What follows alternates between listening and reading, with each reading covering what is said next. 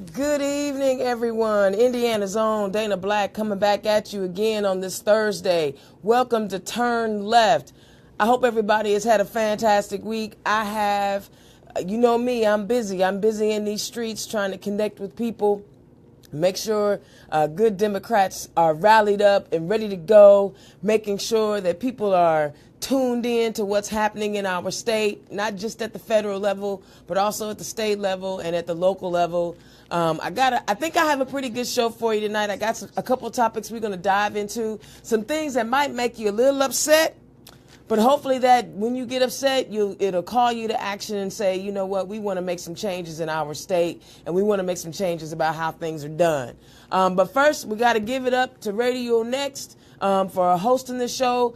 We could always use sponsors. If you like this show and you like the direction of the show and you like the topics that we talk about, please consider supporting this show.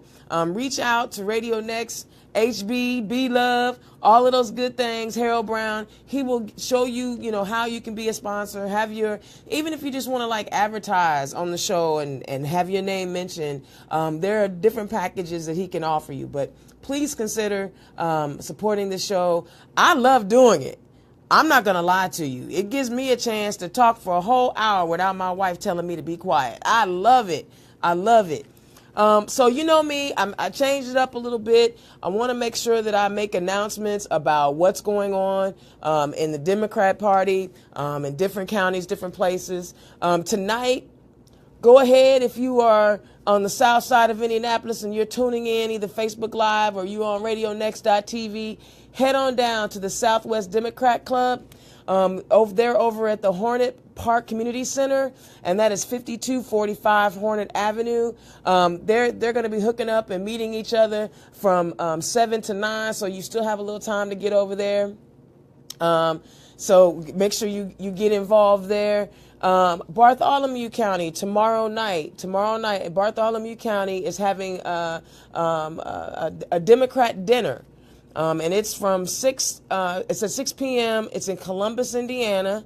They still have a few tickets. I'm not sure how many tickets they have left because these are like fundraising events, right, for the party so they can do some stuff. So if you haven't purchased a ticket, feel free to give Jesse Hill a call at 812-378-4264 or call the Bartholomew County Democrat headquarters at 812-418-8594. So I'm sure that they may have some tickets left over. I'm not sure. I wish I had announced it last week, but I didn't have it, and I apologize. But I am sharing it today.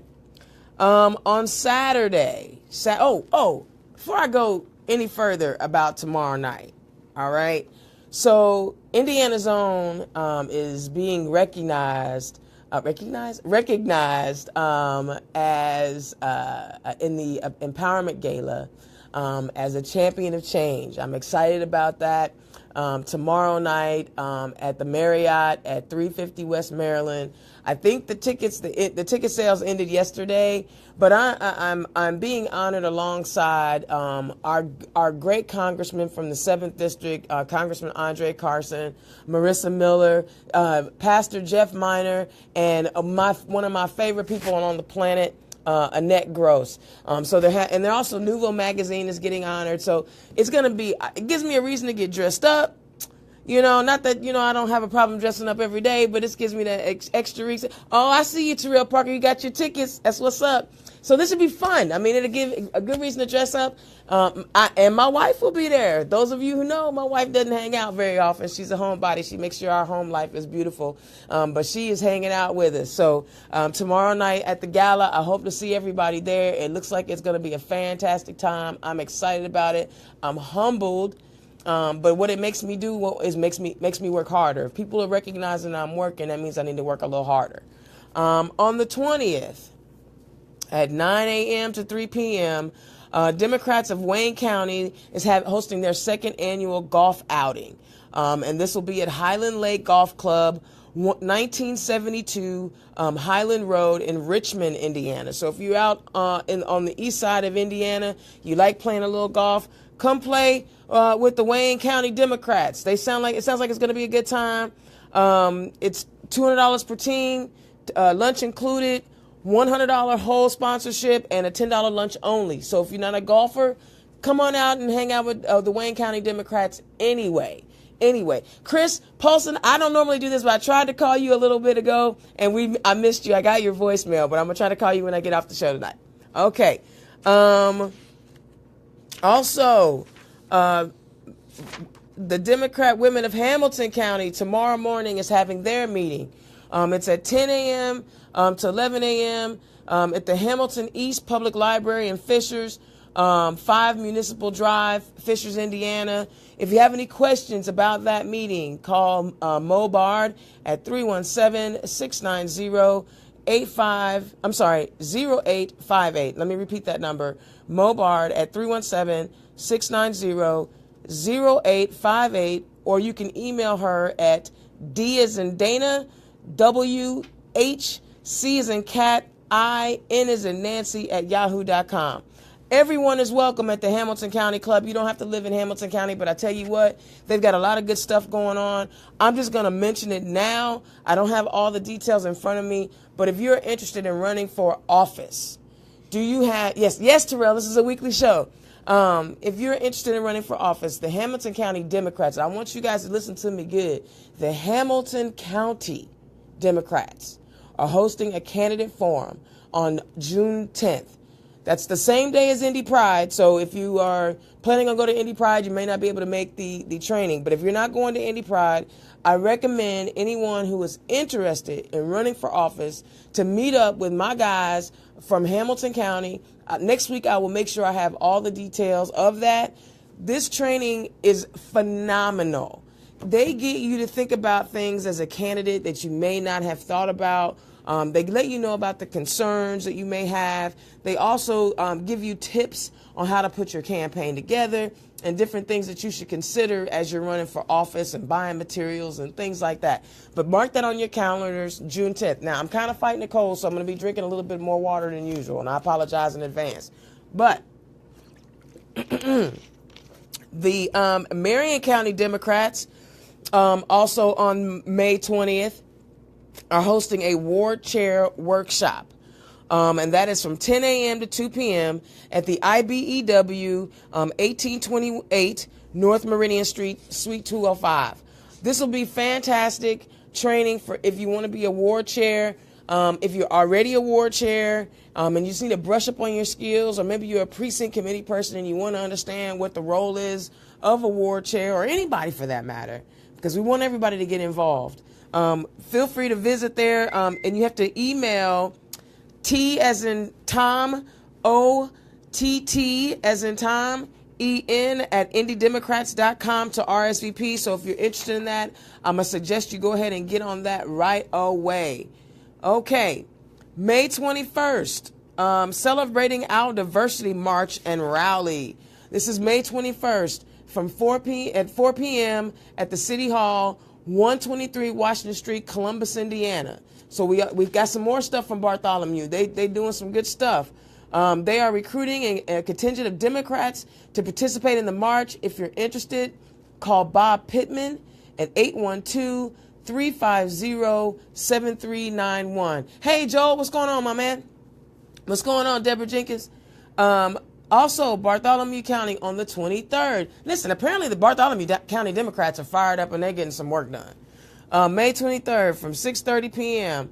At the Democrat headquarters at 1417 Chestnut Street, they will have a education series.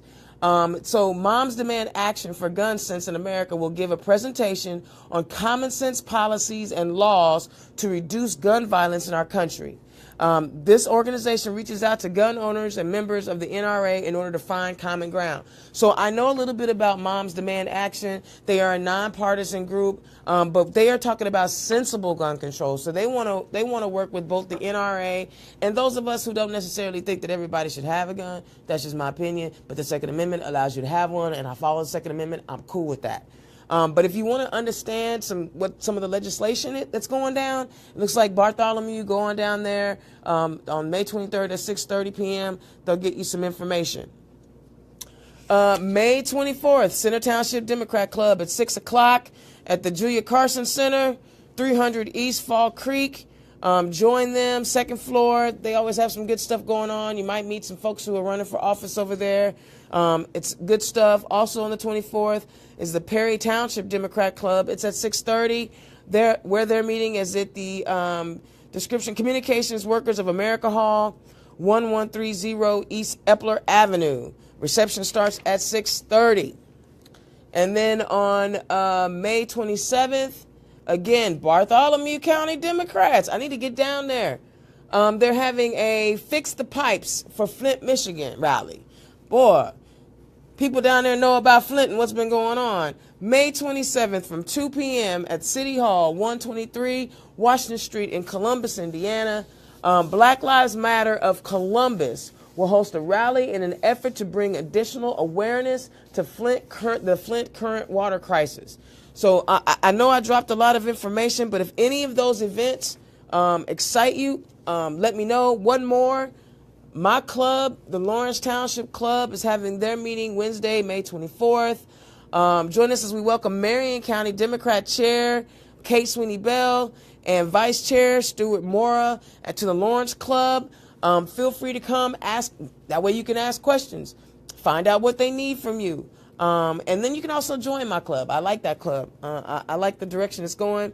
They're meeting at the Painters Union Hall, 6501 Massachusetts Avenue in Indianapolis. And again, you can find that information on their Facebook page, our Facebook page. So if you're interested in any of the club meetings or any of the events that I mentioned, hit me up, hit me in a private message, and I'll make sure I get all that stuff to you. Democrats are motivated and acting. And one of the things I want to share, if you notice, a lot of our events are in union halls. I just want you to think about that. Typically, the union halls allow Democrat Party to use their space at very little money or no money at all, just a donation for building fund. We got to support our unions. I know a lot of people aren't down with unions, and I don't understand why, because if you enjoy working only 40 hours a week and getting paid overtime, which the federal government right now with the Republicans in charge are trying to eliminate overtime pay. If you work overtime and you get the extra hours, if you like that 40-hour work week, 8 hours of work, 8 hours of sleep, and 8 hours to do what you want to do, that's the old slogan from back in the day, then you need to thank our unions.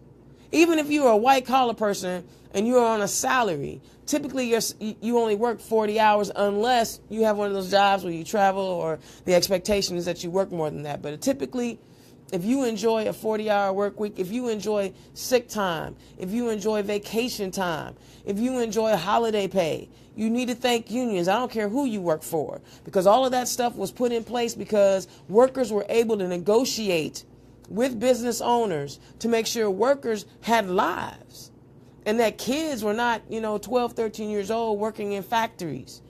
You know what I'm saying? If you get maternity leave, if you get any of that kind of stuff, thank your unions, because they made it happen for you. And I thank the unions every day, because I know my father was a union man, and we had a really, really good life because of the salary and the wages that he brought home. And I mean, my dad, he didn't graduate high school. He didn't even graduate high school, but we were able to live a really nice middle-class family, a family of four, in the 70s and 80s, because of my father's union job. He was a hard worker. Sometimes he worked, rotating shifts, right? But because the union looks out for everybody that is a union member is benefited from union negotiations. And those of us who may not be in unions right now, we literally enjoy the fruits of the Labor Party movement. Don't discount it. Don't discredit it. Don't act like something from 1940s is going to prevent you from appreciating how great our unions have been for us. So I just want to throw that out there, especially since most of the events that the Democrat Party is throwing are at union halls. So I think you guys need to consider that. Okay, I apologize. Couple of topics I want to talk about today. Me, I read a lot. I find articles in the newspaper that strike me as interesting, and so I try to capture that information so I can share it with you, because Sometimes we don't really understand the backstory of things. Sometimes we just hear something happen and we don't even think that it actually affects us, right? We don't think it impacts our lives or impacts the lives of our children. So the Northwest Times, which is one of my favorite Indiana newspapers for a couple of reasons. One, they let you go online and read stuff. And between them and the Star sometimes has a slant. They lean a little right. The Northwest Times I like because they kind of like just tell the story, So if you get a chance, I'm plugging people that ain't, you Northwest Times. You can go ahead on and give me some cash so we can keep running the show. But they had an article that was published on the 14th of May that talked about school choice advocates support Indiana political candidates. Now, we already know about lobbyists who go in and try to convince people convince elected officials to side with them on certain issues. We know about the lobbyists. We also know about corporate donors who donate. When I talked about SB 309, the renewable energy bill, I talked about how the senator that introduced that bill received a mere $20,000 to eliminate renewable energy in Indiana, or the incentives that go with renewable energy, and makes it viable for everyday people. But this story was incredible. They talked about how much Hoosier politicians have received, how much money they've received from organizations that are essentially about the voucher program and about school choice. That mantra, school choice. So we know right now, based on the information that we received, is that Mitch Daniels, who was the Republican governor at the time, received the largest candidate donation from prominent school choice promoters. He received $225,000 for his re-election bid in 2008 from these school choice folks. The money came from a gentleman by the name of Patrick Byrne. He's a Fort Wayne native, but he is also the gentleman who launched Overstock.com. Overstock.com. But he's also on the board and board chairman of EdChoice. EdChoice is an Indianapolis-based school choice advocacy organization funded by the University of Chicago economist Milton Friedman. Well, we already know Milton Friedman is a huge capitalist, and he is always talking about free market and free trade. Feel free to read his books. Feel free to, find out who Milton Friedman is. But this article talks about how much money people receive, the politicians receive from these organizations. For example, do you remember Tony Bennett, the gentleman that Glenda Ritz beat out 4 years ago? Tony Bennett received $10,000 the same year in 2008. In 2011, Daniels and Bennett worked with the Republican-controlled legislature to pass what is now, the largest in the country voucher program. Okay, so let's back up a little bit. What is the voucher program? Well, when the voucher program first started, it was supposed to be a mechanism for low-income families who found themselves in a school that was not producing and performing the way that it should. And these vouchers, they would give them so much money for them to be able to find either a private institution or a parochial institution and give them the tuition to find a better school. Well, you know me, I've reported on this before. And I've told you now that voucher program has actually changed. The voucher program has changed to the point where over 50% of the voucher recipients, what's going on, boss? Over 50% of the voucher recipients are no longer low-income individuals. They are families of four that are getting over almost $90,000, that are making almost $90,000. And I talked about how some of the parochial schools are starting to see an influx of voucher dollars, but they're not actually seeing an influx or an increase in student population. So what it tells you is, what that information tells you is, people who would have never gone to public schools are getting voucher dollars. This is not how the program was supposed to start out. The program was supposed to start out for economically challenged families. Now it's changed. And it's growing larger and exponentially than any other voucher program in the country.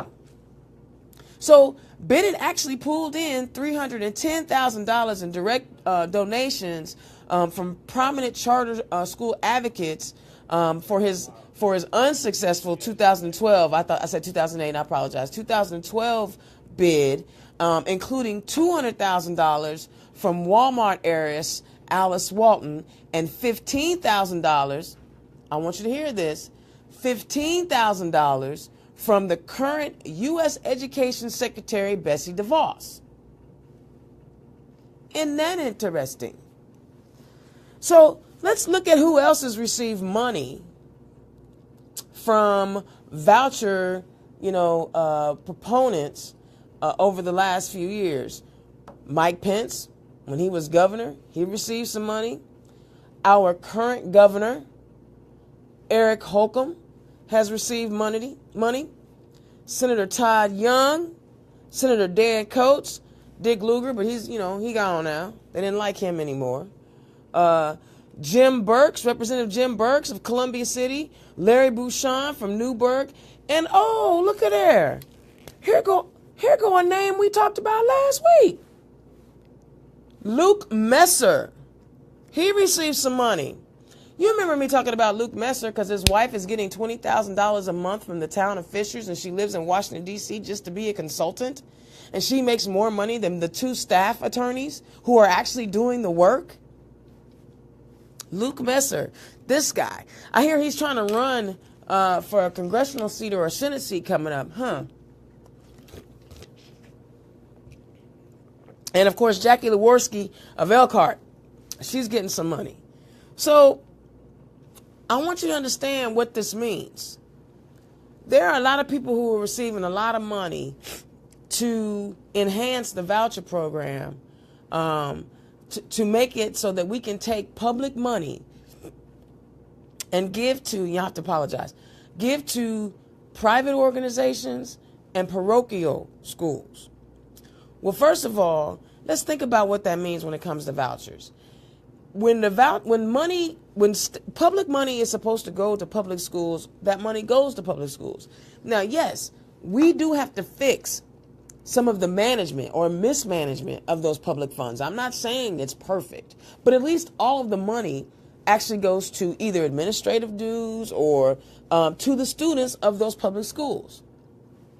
Voucher money, on the other hand, if it's for a for-profit organization, well, they're going to make sure they take care of their profit margin first, and then the money goes to the students. In many cases, the money that is going to these voucher schools, they don't have to adhere to the same regulations that our public schools have to. They don't have to adhere to the same testing standards that our public schools do. And also, they don't have to take every student. So now you're taking public money away from kids who could actually use it. Sometimes they're special needs kids because, if I'm a public school, I don't have to take it. I'm in a private school, I don't have to take every student. If you're a special needs child, I don't have to take you. Or how about the fact that I enroll you, I get the voucher money, and then I kick you out of my school. The money stays there.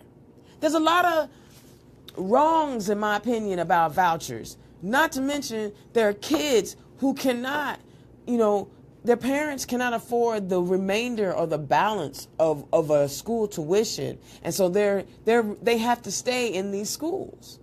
Now listen, I am all down for school choice. Every parent should have a choice on where to send send their kid. But why should you use public money for private and parochial schools? When you want to send your kids somewhere other than the public institutions that are available, pay for it. Pay for it. If you can't pay for it, you have to do like the rest of us. You go to public schools, and then we need to make sure that our public schools are performing correctly. If we continue to defund public education, that means the tools and the resources will not be there for those students, especially the students that need a little bit more. I don't think that we are, really paying attention and diving in like we should on what these vouchers mean. You know what I'm saying? What does all of this mean? And just to give you another indication of how powerful and this big money is for the vouchers. If they're putting that much money into a voucher program, trust, know, and believe somebody is getting a kickback. Somebody's getting a kickback, and it ain't the student. Last year, Hoosiers for Quality Education gave $177,000 to elect Republican Jennifer McCormick, who is now our current state public instructor in charge of public instruction. $177,000. So if you figure they're investing $177,000, they expect at least a 5 or 10% on their return. Come on now, you're not going to invest money in somebody and they're not going to be able to produce. Trust, know, and believe. The goal is to defund public education. The goal is to have, set a dollar amount for each student. These students go to these private and parochial schools, and everybody that's left will go to warehouse schools where there's no money, there's inadequate teachers, there's inadequate funding, the kids can't get what they need. These things are happening. As parents of school-aged kids, this ought to outrage you, especially if you're in an IPS school, knowing that money that's supposed to go to IPS is being used to pad the pockets of people like Betsy DeVos. I want y'all to think about that. That $177,000 that Jennifer McCormick received was 32% of her total donations. So how do you think she's going to, what do you think she's going to do? If somebody comes to her and says, I need you to increase this, or I need you to change the test and make it for this company. It's no longer about the students. It becomes about how much money we can make off of these students. Students become a commodity. And that's what's wrong with us now. We don't even know how to discern information anymore. We can regurgitate information for a test, but we have no idea what that information even means because we're not even teaching reading comprehension anymore. We're just teaching kids to regurgitate information. We have to do better. And the only way we can do better is if we get involved and we say enough of this, enough of taking public money and giving it to private organizations and religious schools who may say, oh, by the way, I don't want gay parents to have their child in my school, because they can do that. They can take our public money. They can take my gay money. They can take my gay money because I pay taxes, but deny a gay parents their child in their schools. You don't believe it? You think I'm like being a conspiracy theorist? RFRA's still on the books. RFRA is still on the books. This one gets me fired up because you're using my tax dollars in a way that I don't want them to be used. I know Republicans hate to have to pay taxes, and then to see that their tax dollars are not being used for the intentions that they were set up to be used for has got to drive them nuts. Oh, wait, my bad. They're making a profit. Who cares if the kid learns? They're making a profit. So that was the first thing on my list. I need you guys to research that. Find out how much money is actually going to the public schools, how much public money is going to public schools, how much public money is actually going to private and for-profit schools. Figure that out. Because your kid may be the kid who is now disadvantaged because of the money that's being taken out of public education. And I'm a staunch believer in funding public education. I don't care what nobody says. That's that. All right. I got a fun topic for all you guys tonight. As you know, your number 45 talked about for a year and a half. What's up, cuz? Talked about voter fraud. If I don't win this election, there's voter fraud. I didn't win the majority of the votes by 3 million votes because there was voter fraud, voter fraud, voter fraud. Well, he created a federal commission to investigate voter fraud. He is now going to spend tax dollars investigating voter fraud. Now, we're going to get to how many examples of voter fraud there were in 2016 alone. We're going to get to that. But I want you to know, guess who he named to the commission. Those of you in Marion County, y'all going to love this. Those of you in Lake County, you're going to love this. Indiana Secretary of State Connie Lawson has been named to the federal commission charged with reviewing alleged voter fraud and suppression. Now, some of you are like, well, what's the big deal about that? What's the big deal about that? I mean, she says it's fantastic because she says, Lawson said in a statement Friday that she's honored to be part of the newly created Advisory Commission on Election Integrity, which is set to report to Donald Trump. She says that voting is the foundation of our republic, the foundation, and it is critical to ensure the results of the elections are accurate. Oh, my God. The Secretary of State, Indiana Secretary of State, Connie Lawson, is now going to be in charge of the nation's voter fraud investigation task force brouhaha. Now, you're probably asking yourself, why is Dana all been out of shape? Indiana Zone, why are you all been out of shape over Connie Lawson? Well, I want to refresh your memory and go back in history a little bit. I want you to think about some things. Let's see. Back on October 4th of 2016,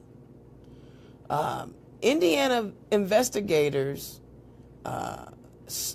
raided a Northside voter registration facility because they believed that voter registrations were fraudulent. Now, I didn't say this is October 4th, so we haven't actually gotten to Election Day, which was November 8th.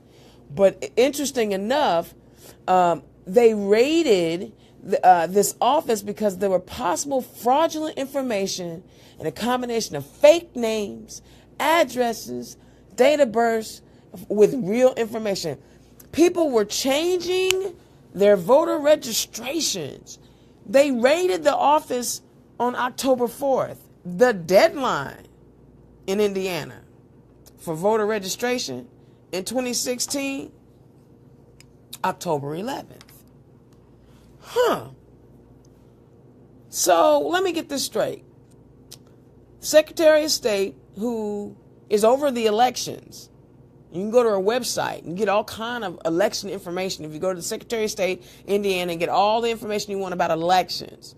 Just so happens that the state police raided Indiana Voter Registration Project's office on Meridian and confiscated over 45,000 voter registrations.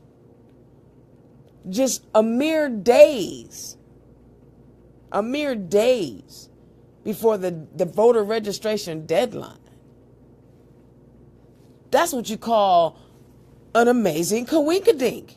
There's a coincidence. Oh my God. There's voter fraud because people were changing their voter registration. Voter registration applications were being changed. Well, some folks are like, wait a second here. There's nothing, something's not quite right.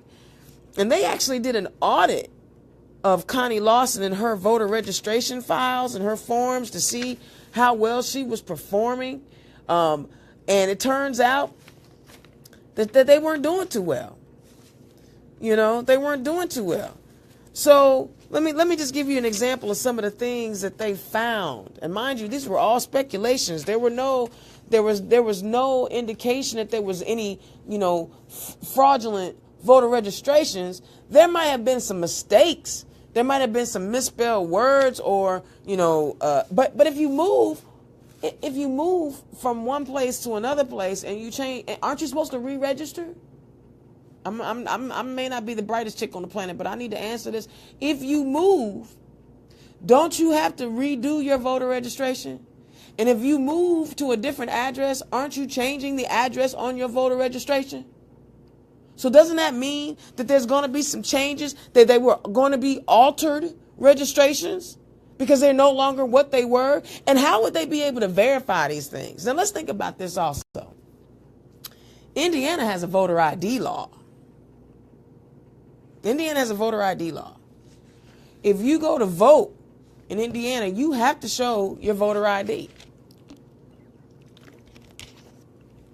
So if you moved or you got married and you changed your name, or how about if you change genders? That's just to piss some people off. You change genders. You change your name. You moved. Doesn't that mean you're going to change your voter registration? So how could they possibly look at voter registration applications and determine that they were fraudulent when they snatched up 45,000 voter registration applications before they had a chance to be processed? So not only did they take the applications on October 4th, just a few days before the October 11th deadline, they also took their computers and their cell phones. So when the state police went in to raid, they confiscated their cell phones. They couldn't even call for their lawyer. They just came in, took their stuff, and rode out. So that meant that this project, who had been out canvassing, trying to register voters, could no longer process voter registrations. And let's be honest, Secretary of State and Captain David Bernstein, who was trying to run for sheriff of Johnson County. He's running for sheriff of Johnson County. He was a part of this raid too. Also the commander, and I need to find his name, and I apologize for not having it off the top of my head. They said they provided some information. They said that you can go to indianavoters.in.gov, but more than likely, if somebody had registered to vote already, they didn't think that they needed to go and do it again, and they probably didn't even recognize this. So they confiscated 45,000 voter registrations in Marion County alone under Connie Lawson's watch. Connie Lawson, who was just voted and added to Donald Trump's voter fraud task force that reports to him in Mar-a-Lago. So it started out 2 counties, Marion and Hendricks County. Then the investigation went to 9 counties. Next thing you know, before it was all said and done, there were 57 counties that supposedly all of these voter registration forms were incorrect. And they were confiscated. So they never got processed. So on the 25th, after the voter registration deadline, this is what they said. There was Doug Carter said, all of this was pure speculation, but they believed in their heart that there was enough information to suggest that this organization, Indiana Voter Registration Project, was filling out information wrong. And here's their reason why. And I want to repeat this because I need you to understand what they were saying was fraudulent information. There's been changed information, whether the name, date of birth, whether it's the address. I know to do the right thing, and we have to figure out what it is. But if you move, you got to change your voter registration. Now, to get a ballot, you got to show your driver's license or a government-issued identification. They didn't have to seize all of those voter registrations. So they were talking about how, okay, after they did all this, they did an audit of Connie Lawson, and they found out, well, what is she doing? Turns out she was running a raggedy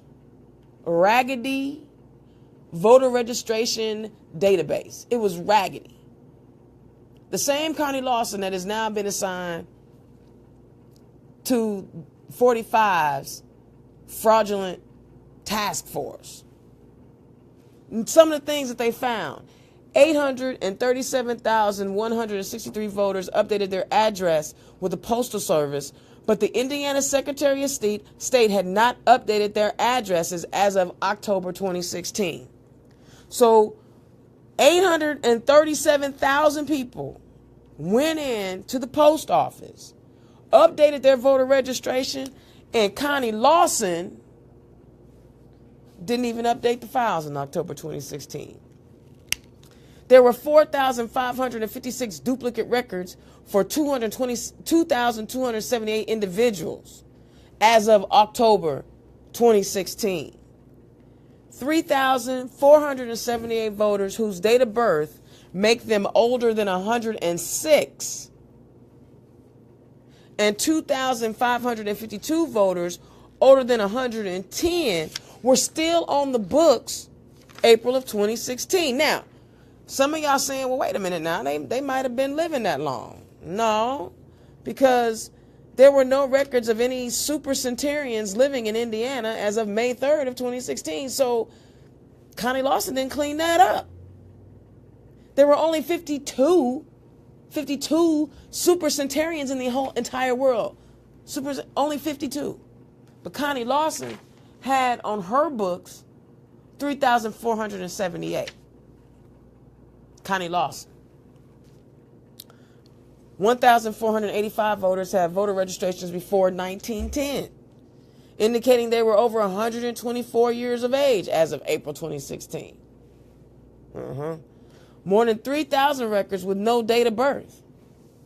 2,856 voters did not have voter registration dates. 2,466 duplicate records of 1,233 individuals as of April of 2016. 31 records with dates of birth that would signify the voter was under the age of 17. Well, wait a second now. Wait a second. This is the audit of the Secretary of State, and they had all of these mistakes. I guess these mistakes weren't voter fraud, they were just mistakes. But if a voter application was turned in, that was fraud? Okay. Well, I wonder what's going on with that investigation. Well, as of January 26th of 2017, the Indiana State Police, you should be happy to know, in January, they wrapped up their voter registration investigation. They wrapped it up in January. And they said 57 counties have voter registration application fraud. And at the time, they said the reason why they were fraudulent was because information was being changed without explanation. Okay, wait. I'm sorry. I've updated my voter registration in the past. And I moved from the west side to the east side. And I didn't have to explain anywhere on that voter registration application why I changed it. My wife, in 2014, after we got married, and she went by her previous name to Black, she had to update her voter registration. I don't recall her having to explain why there were changes. I'm confused. It seems here that the Secretary of State had a whole bunch of mistakes, but that's not voter fraud. But you confiscated 45,000 voter registrations on October the 4th, a few days before the October 11th deadline, preventing 45,000 Hoosiers from having the ability to cast their vote because of the assumption of voter fraud. January 26th was the date that the state police said that they were done with their investigation. You know what we've heard since? Nothing. And apparently, my man, Terry Curry of the Marion County Prosecutor's Office has this investigation. It's been 4 months. We've heard nothing. 45,000 people had their information confiscated, and they may not have been able to vote. So let's talk about voter fraud. Well, I mean, you know, there might be some voter fraud, right? There could be. I mean, look at the state police and the Secretary of State, Connie Lawson, saving Indiana from voter fraud. So the Washington Post on December 1st wrote a report that said of 135 million Americans who cast their vote, there were only a handful of voter registration. There were so few, I can read them to you. I got 10 minutes left in my show? I can read them to you. A woman in Iowa, not in Indiana, a woman in Iowa named Terry Lynn Rote. She was a Trump supporter. Right as the candidate, she supported Donald Trump, was drawing attention to a fraud case. Rote decided to try to vote twice in Des Moines and got caught. A man in Texas voted twice. Philip Cook was arrested. Texas, not Indiana. Texas. He claimed to be an employee of Trump's campaign. He voted twice. A woman who cast a ballot on behalf of her dead husband in Illinois, not in Indiana. She tried to vote for her dude. I ain't mad. Her dude dead. I still love you. And she wanted him to get his vote in. But he was dead. A woman in Florida, not Indiana. Gladys was hired to open absentee ballots in Miami-Dade County. Now check this out. This one was really interesting. One of her coworkers noticed that she was going a step further, filling in the bubble for mayoral candidate with a pen she had in her purse. She was caught in the act and was arrested. That wasn't in Indiana, though. 2 possible cases of fraud in Washington State, a possible case in South Carolina, and ballots were challenged in North Carolina. Now, I read them all. So what was that? How many was that? Out of 135 million, that was 1, 2, 3, 4, 5, 6, 7, 8 cases. Wow. Out of 135 million. I don't have a calculator. I'm going to need y'all to calculate that out. But I do believe the percentage of voter fraud out of 135 million for the 2016 election was 0.000002%. There's no widespread voter fraud, people. There is no widespread voter fraud. But, trust, know, and believe, Connie Lawson figured out how to confiscate voter registration applications in the auspice of voter fraud. Now, we said that those 45,000 were in Marion County alone. How many of those voters were black and brown people? How many of those voters were Democrats?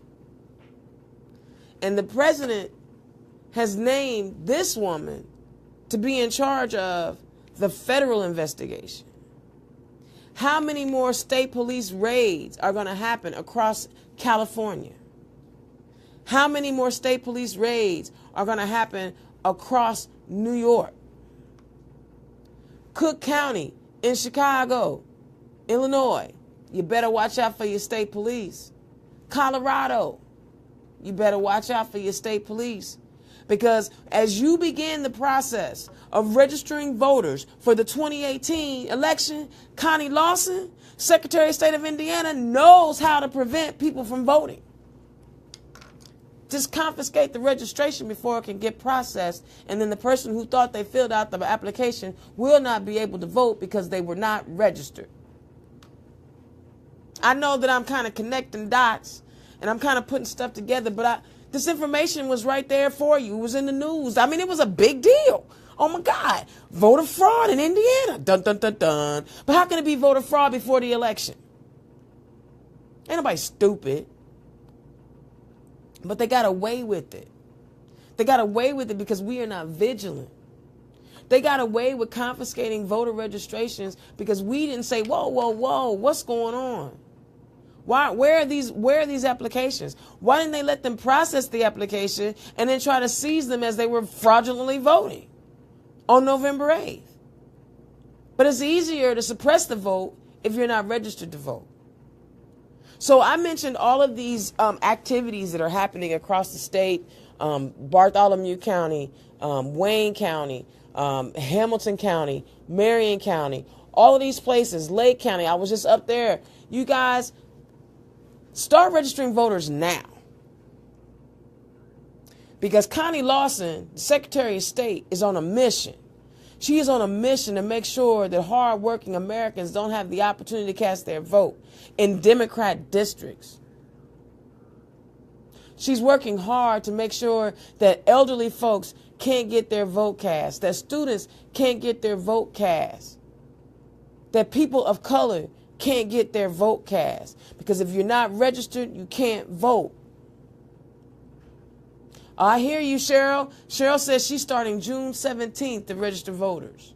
Hey, Josh, you remember we started registering voters already with Stonewall. Stonewall Democrats are registering voters. Do not give up. Do not give up the fight, and do not let these folks fool you into believing that we are out here faking the funk and trying to rob elections. As you saw, most of the people that were caught cheating were Republicans. Nobody in Indiana has ever been convicted, except for that one dude who was a Republican, of voter fraud. Nobody in Indiana. Excuse me, but Connie was so good at what her task was, because she's in charge of the election commission. She's in charge of the election board. She's in charge of campaign finance. She's in charge of everything that has to do with how people get elected to office. And she knows how to keep you from casting your vote. And she was so good at it, we going to give you a promotion. She got a promotion. And we already know once they get elected, they're going to get the right amount of money from the right amount of people to disparage families. I just told you about vouchers and how that impacts poor people. I told you about vouchers, how people were paid by Betsy DeVos, of all people, to enhance the voucher program. But if we don't get out and vote and make sure people are registered to vote, this kind of thing will happen all the time. We don't want our children in warehouse schools. We want every child to have an opportunity at success. We want every child to live out their dreams, not to be put in warehouse schools with inadequate education and inadequate materials. But this is what's happening. It was so successful in Indiana, they ready to go national. I want my career, I hope whatever career that I have blossoms like Connie Lawson's did, where in one event changed everything for her. She is now on her way to working for 45 to figure out ways to keep you from voting, because apparently 45 lost the popular vote by 3 million fraudulent votes. You know that's not true. We know that's not true. But because and I'm just going to say it and I'm going to be done with it, and I'm probably going to say it again, but Democrats, stop fighting about 2016. It's done. It's over. They're taking what they learned in 2016 and they're applying it to 2018. We're still fighting over 2016. Move forward. Find a way to find common ground with your fellow Democrats. Get people registered to vote. Get your message solid. Make sure people know that you are there for them. We want unions to succeed. We want our kids to succeed. We want a clean environment. We want infrastructure that's not crumbling. We want all of these things. But we want real leaders. We want people to say, even though you didn't vote for me, I'm going to look out for you. That's how I ran my race. I knew that I was going to be running in a Republican district. And if I ever got a chance to be in office, trust, know, and believe, even though I don't agree with everything they're doing, I will still fight for their lives. These fools ain't fighting for your life. They fighting for themselves. Look how quiet they been about the Russia thing. They've been real quiet because they punks and they scared of a 70-year-old. And I said it, yep. These folks, man, if we are not vigilant and making sure that we stay on top of what's going on, we will be left in the dust. We will not advance any of our initiatives in America in the end, like it's happening right now. I mean, because I think it's fantastic that Putin wants to clear up our national security dilemma. I mean, my goodness. Who is more trusted than Vladimir Putin to clear up the U.S., secret agent information? This is where we are, people, because we allowed it to happen. Get galvanized. Get motivated. Find somebody that may not have ever voted before and see if you can connect with them and find out what issues and what things concern them and show them that the Democrat Party can help them. Even if you're an independent. Listen, I said it once, I'll say it again, I'll keep saying, even Bernie Sanders, who had been an independent for most of his career, recognized the power of the party, and he joined Democrats to try to get that seat. He knew he couldn't even sniff the presidency if he didn't work with Democrats. He knew that. Find organizations if you want to get out and register people to vote. I know that with the state party, I'll be doing that. I also know with Stonewall, I'll be doing that. You never know. You might see me at a Kroger with a table and some voter registration forms. Sounds like a good idea, doesn't it? Doesn't cost anybody any money, just a little bit of time. To register voters, get to know them, talk to them, bring back to the leadership what their concerns are so we can take care of them. This ain't about being special and being recognized and feeling like you're important. It's about taking care of our community. Because if you're in it for yourself, then you're in it for the wrong reason. I want to see every child have a real opportunity. And the way we're going, we're putting kids in warehouses. All right. I know my time is coming to an end. I told you I was going to be fired up today because we're talking about giving people the right to vote. And we're also talking about making sure that we educate our kids. Radio Next. This is where we are. Download the TuneIn app so you can listen to me on the go. I will always try to do a Facebook Live show. If you are interested at all in sponsoring the show, and if you like the information, please reach out to Harold Bell, Harold HB, and let him know that you want to sponsor the show. We'll, put out an announcement for your organization. Just any of the little things that we need. Continue to fight. The struggle ain't over. Let's see if we can get as many people as we can to turn left, y'all. We need people to turn left. You guys have a good night. I will see y'all next week. I'm working on some more guests.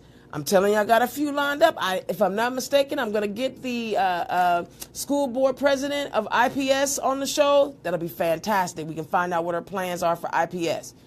Indiana's own Dana Black, turn left. Thank you, guys. I love y'all, and I'll see y'all next week.